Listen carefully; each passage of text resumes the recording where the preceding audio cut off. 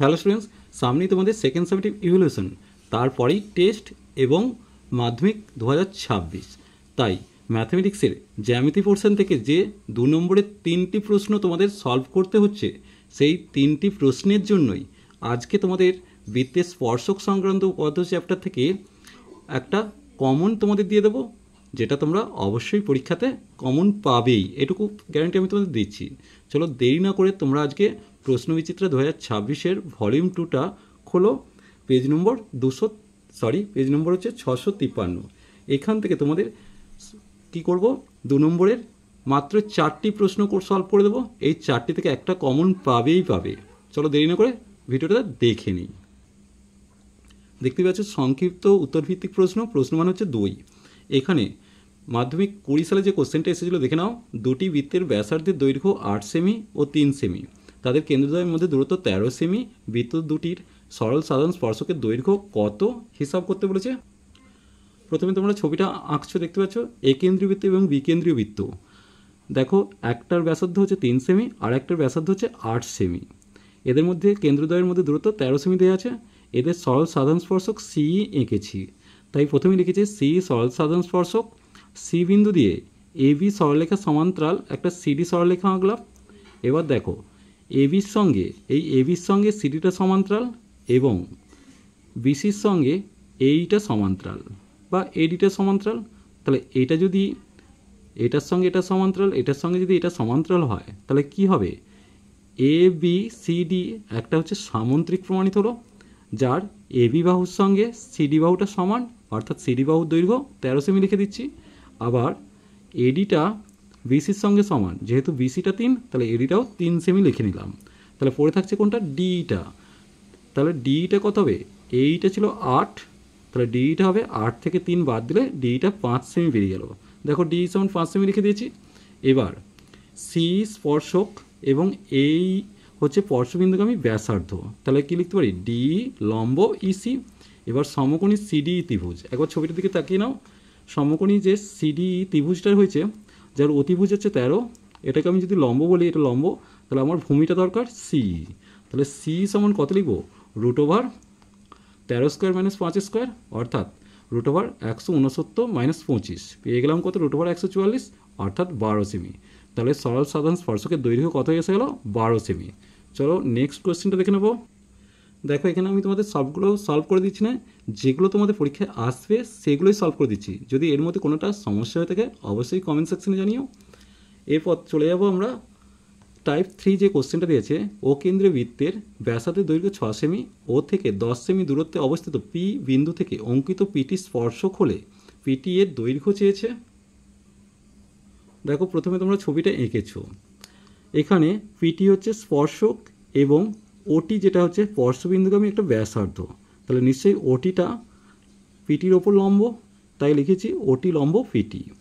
তাহলে এটা কি একটা সমকোণী ত্রিভুজ, পিওটি যে সমকোণী ত্রিভুজ হচ্ছে তার অতিভুজ কোনটা, এই 10 অর্থাৎ ওপিটা। এটাকে যদি লম্ব বলি 6 সেমি, পড়ে থাকছে ভূমি। তাই সমকোণী ত্রিভুজ থেকে পাই পিটি সমান √10² - 6² অর্থাৎ √100 - 36, √64 পেয়ে গেলাম। তাহলে তার মানটা এলো 8 সেমি, অর্থাৎ স্পর্শকের দৈর্ঘ্য হচ্ছে 8 সেমি পেয়ে গেলাম। এই পাতায় মানে 654 পাতায় একটা খুব ইম্পর্টেন্ট, যেটা মাধ্যমিক 2023-এ এসেছিলো, এটাও তোমাদের কাছে খুবই ইম্পর্টেন্ট। কোশ্চেনটা দেখে নাও। দুটি বৃত্ত পরস্পরকে সি বিন্দুতে বহিঃস্পর্শ করে। বৃত্ত দুটির সাধারণ স্পর্শক হচ্ছে এবি। বৃত্ত দুটিকে এ ও বি বিন্দুতে স্পর্শ করে। কোন এসিবি এর মান নির্ণয় করতে বলেছে। এটা শর্ট কোশ্চেনেও এসেছে এমসিকিউতে। এসিবি এর মানটা 90 ডিগ্রি, এটা তোমরা জানো। চলো 2 নম্বর হিসেবে আমরা এটা করে নেব। প্রথমে ছবিটা এঁকেছি, দেখো এখানে এবিটা হচ্ছে স্পর্শক আর এ আর বি বিন্দুতে স্পর্শ করছে। এখন দেখো সি বিন্দুতে স্পর্শক এবিকে, তাহলে সি বিন্দুতে যে স্পর্শকটা এঁকেছি সেটা এবিকে কি করছে, টি বিন্দুতে ছেদ করেছে। এখন তাহলে দেখো এই বিন্দু থেকে মানে টি বিন্দু থেকে দুটো স্পর্শক এটি একটা আর টিসি একটা, বা টি এ একটা টিসি একটা, তাহলে মানে টি এ সমান টিসি হবে। আবার সিটি সমান কি হবে, বিটি হবে। তাহলে এক্ষেত্রে লিখেছি, খেয়াল করো, দেখো এবং সিটি সমান সরি, এখানে একটু খেয়াল করো, প্রথমে যদি টিএস সমান টিসি করি তাহলে সিটিটা কি করছে, সিটিটা এবিকে সমদ্বিখণ্ডিত করে। তাহলে এখানে দুটো কোণের মান সমান, টিএসি কোণটার সঙ্গে টিসিএ কোণটা সমান, ঠিক আছে, মানে এই কোণটার সঙ্গে এই ছোট্ট কোণটা সমান। অনুরূপভাবে এদিকে টিসিবি এর সঙ্গে টিবিসি কোণটা সমান হয়ে যাবে, তাই লিখেছি। এবার আমাকে চেয়েছে কোনটা, এসিবিটা। তাহলে এসিবি কোণ মানে কত, এসিবি কোণ হচ্ছে দুটো কোণের সমষ্টি। তাহলে দেখো এসিবি কোণটা কি লিখব, টিসিএ যুক্ত টিসিবি, আবার টিসি এর মানটা কি টিএসির সঙ্গে সমান। তাহলে প্রথমে টিসি এর জায়গায় কি লিখব, টিএসি লিখেছি, আবার টিসিবি এর জায়গায় টিবিসি লিখেছি।